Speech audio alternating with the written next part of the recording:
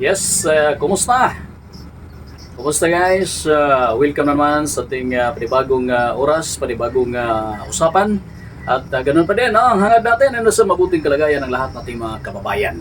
Okay, so congratulations sa lahat ng mga winners, no? Sa lahat ng mga contingents na nag-join sa festival, Sinulog Festival ng Cebu.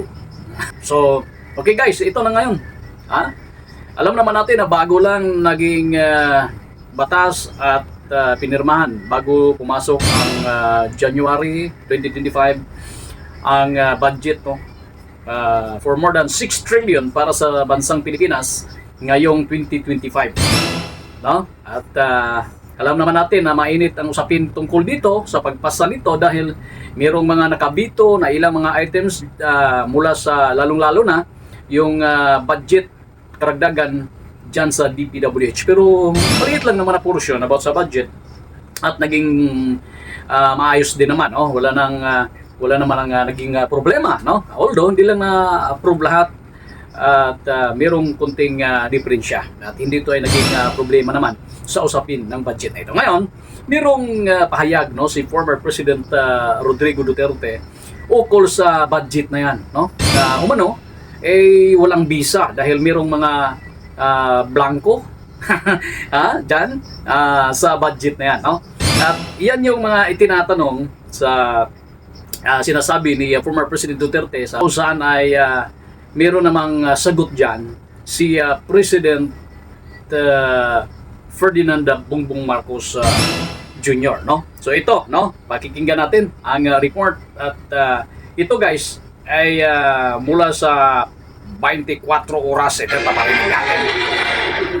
Sinabi niya ito sa special episode ng podcast na Bastard Dabawenyo na naka-upload sa YouTube channel ng anak niyang si Davao City Mayor Baste Duterte. Kasama rito ng dating Pangulo si Congressman Isidro Ungab ng 3rd District ng Davao City na naging chairman ng House Appropriations Committee sa administrasyon ni Duterte at Benigno Aquino III. This is the first time that I saw a bicameral conference committee report na may mga franco. Nasyak nga ako. Nakikita natin na defective yung BICAM report. Bakit pinirmahan ng members? So the House and the Senate ratified defective BICAM report. In other words, apektado yung ating GAA. I would like to remind Congress, mali ho yan. It's invalid. Please correct it. Or record the budget and demand an explanation kung bakit dumating sa inyo yan na ganun kablangko. That is falsification of law. Ayan, no?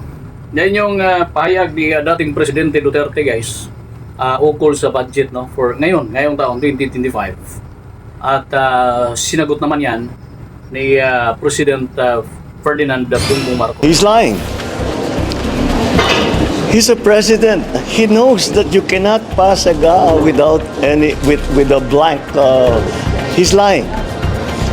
He's lying because he knows perfectly well that that doesn't ever happen. Sa kasaysayan ng buong Pilipinas, hindi pinapayagan na magkaroon ng item ang GAA nang hindi nakalagay kung ano yung project at saka ano yung gastos, ano yung pondo. So, it's a lie. Ayun. At least, no, napakinggan natin yung dalawang panig at ito guys, no, kung ano ang magiging resulta nito, mga ka-Gym 5. Saan kaya aabot ito? Kasi dahil naging batas na yan, ay maaari nang gamitin yan, maaaring gastusin yan dahil napirmahan at pirmado na ng Presidente. Pagkakaintindi natin, dahil 2025 na ngayon, intended for this year, yung budget na yan, 6 trillion plus na yan, ay maaari nang gamitin, no? At yun, kung mayroong complaint, kung mayroong reklamo, kung mayroong question, mukhang kung di ako nagkakamali, baka sa husgado ang pag-uusapan nito kasi mayroon ng aligasyon, no, na maaaring maging falsification. Tingnan natin kung ano pa ba ang mga maging nilalaman nito nitong mga pahayag no, ni former President Duterte ukol dito. Pero again, kung ano man magiging resulta sa usapin na yan, kung ano man ang mga hakbang na gagawin, kung meron man sa pag-question na yan, ang atin, no, kung mapakinabangan ng karamihan, ma-utilize at magastos at maparting agad-agad doon sa mga taong bayan kung anong departamento ang dapat patutunguhan sa bawat budget na nagawa ngayong taon na ito. Okay, abangan natin, no? Abangan natin kasi mukhang iba na naman ito. Ano kaya magiging epekto din, no? Kasi meron ng mga move, meron ng hakbang na ginagawa yung ibang mga grupo, lalong-lalo na yung mga biktima, mga kabanay ng biktima ng EGK. Ano kaya yun, no? Na merong tawag nito, disbarment against former President Duterte.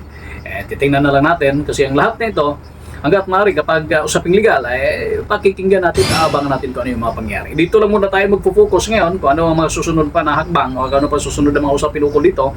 Matapos binitawang pahayag ni former President Duterte at ito ngayon, yung sagot ni President Marcos ukol sa usapin ng budget ngayong taon. Hanggang sa muli po, ito po ang G5 TV. Maraming salamat. At sa mga di pa nakapag-subscribe, please subscribe po sa ating channel. At huwag niyo kalimutan na i-click yung ating notification bell para naman maging updated po tayo sa ating mga susunod na video. Maraming salamat at mabuhay ang buong Pilipinas.